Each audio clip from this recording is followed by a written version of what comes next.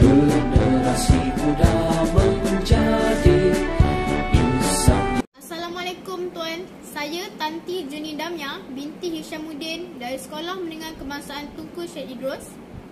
Kumpulan 26 daerah Tampin siap sedia untuk menjalankan projek amali video rencana jaya diri Tuan.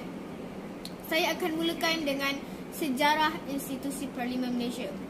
Malaysia mengamalkan sistem demokrasi berparlimen di bawah pentadbiran Raja Berperlembagaan dengan Seri Paduka Baginda yang di-Pertuan Agong sebagai Ketua Negara. Perlembagaan persekutuan telah digubal dengan mengadakan syarat-syarat sedemikian untuk membolehkan pelaksanaan sistem ini. Salah satu kriteria sistem demokrasi berparlimen adalah pembahagian kuasa kepada 3 bahagian di dalam pemerintahan, iaitu perundangan, kehakiman dan eksekutif. Berdasarkan kepada peruntukan ini, negeri-negeri Perlis, Kedah, Pulau Pinang, Perak, Selangor, Negeri Sembilan, Melaka, Johor, Pahang, Terengganu, Kelantan, Sarawak dan Sabah telah bersetuju dengan konsep penubuhan negara Malaysia.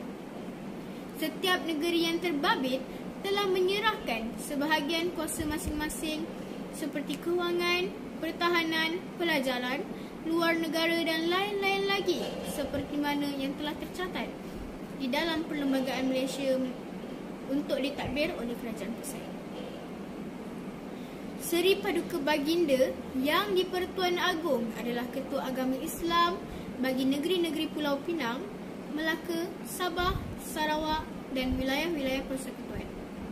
Seri Paduka Baginda yang di-Pertuan Agong adalah pemerintah tertinggi Angkatan Tentera Malaysia.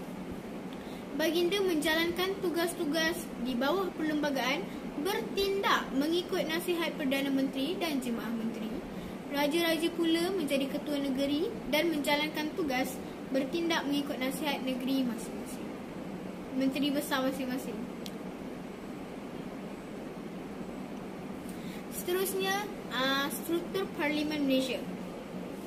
Parlimen Malaysia merupakan lambang struktur demokrasi kerajaan dan mencerminkan aspirasi rakyat melalui perwakilan yang dipilih. Parlimen Malaysia merupakan badan penggubal undang-undang tertinggi negara yang terdiri daripada 3 komponen utama, iaitu Seri Paduka Baginda yang di-Pertuan Agong, yang kedua Dewan Negara dan yang ketiga Dewan Rakyat. Saya akan mulakan dengan Seri Paduka Baginda yang di-Pertuan Agong. Parlimen merupakan badan perundangan tertinggi di Malaysia. Parlimen terdiri daripada Seri Paduka Baginda yang di-Pertuan Agong sebagai Ketua Negara, Dewan Negara dan Dewan Rakyat. Mengikut perkara 55 Perlembagaan Persekutuan, hanya Seri Paduka Baginda yang di-Pertuan Agong sahaja yang boleh memanggil Parlimen untuk bersidang. Baginda juga mempunyai kuasa mutlak untuk menghenti ataupun membubar Parlimen. Walau bagaimanapun, ketua atau timbalan ketua majlis mesyuarat boleh meminda tarikh-tarikh yang telah ditetapkan dari semasa ke semasa mengikut keperluan. Parlimen akan terus bersidang selama 5 tahun dari tarikh pertama persidangan diadakan selepas pilihan raya umum kecuali ianya dibubarkan terlebih dahulu. Selepas itu, persidangan Parlimen hendaklah ditetapkan pada satu tarikh yang tidak melebihi 120 hari dari tarikh pembubarannya.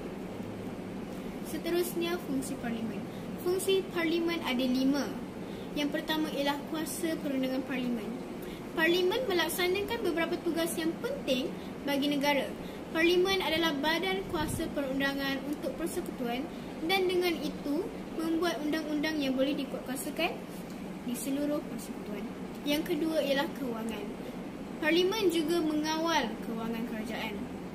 Cukai-cukai dan kadar-kadar persekutuan boleh dinaikkan hanya dengan kuat kuasa Parlimen seperti yang dinyatakan dalam Undang-Undang Persekutuan. Yang ketiga ialah kuasa perbincangan. Parlimen adalah juga forum kritik dan tempat tumpuan pendapat orang ramai mengenai hal ehwal negara. Menerusi perbahasan di Parlimen, dasar dan tindak tanduk kerajaan bolehlah diselaraskan mengikut pendapat umum. Yang keempat ialah kuasa penyelenggaraan. untuk membolehkan Parlimen menyelenggarakan tanggungjawab yang diletakkan ke atasnya dengan sepenuh serta berkesan pula, maka perlembagaan memberi beberapa hak dan perlindungan undang-undang yang dikenali sebagai keistimewaan Parlimen. Keistimewaan ini dinikmati oleh tiap-tiap dewan pada keseluruhannya dan oleh tiap-tiap ahli Parlimen. Yang terakhir sekali ialah kuasa menghukum. Tiap-tiap dewan berkuasa untuk membuat peraturannya sendiri.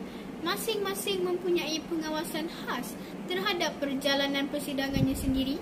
Sah atau tidak sah perjalanan mesyuaratnya tidak boleh dipersoal dalam mana-mana mahkamah, dan tiap-tiap dewan boleh menghukum ahli-ahlinya kerana melanggar keistimewaan Parlimen atau mencemar dewan.